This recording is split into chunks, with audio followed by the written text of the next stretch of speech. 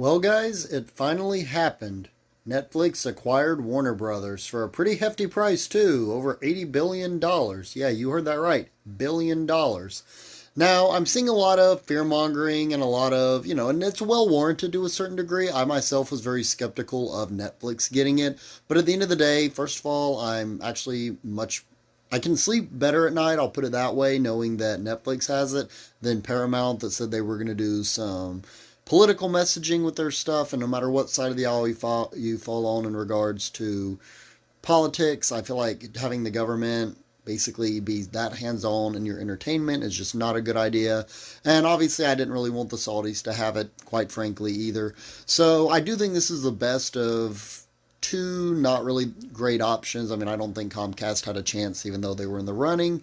But enough about all that. What do I actually think? And truthfully, going off of what Ted Sarandos said, apparently he's going to keep James Gunn as head of DC, which I know on this channel we talk about DC a lot, so that's probably a high percentage of my viewership. So most likely that's the big question on a lot of you guys' minds. And as of now, it looks like, unless I'm sure Supergirl and Clayface, unless they flop like crazy, looks like Netflix is fully committed to James Gunn.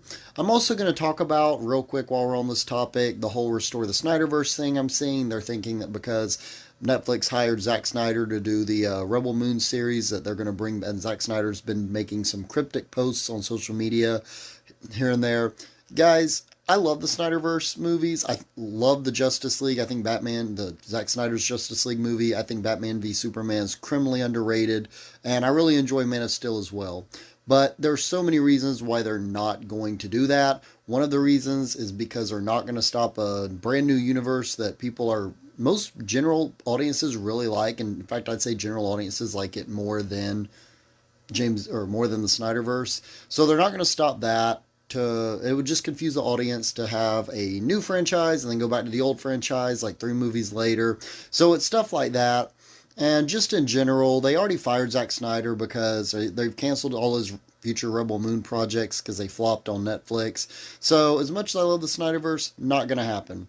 Now, some fears outside of DC that I do have. I am glad that Netflix is looking to keep WB, from what it sounds like, kind of their own separate entity, and they want to keep things theatrical. But the quote that I believe CEO Ted Sarandos said about changing the model, I'm hoping that's not going to be to the point where it hurts theaters in the bottom line in terms of the revenue. Like, I hope it's not just 2 or 3 weeks.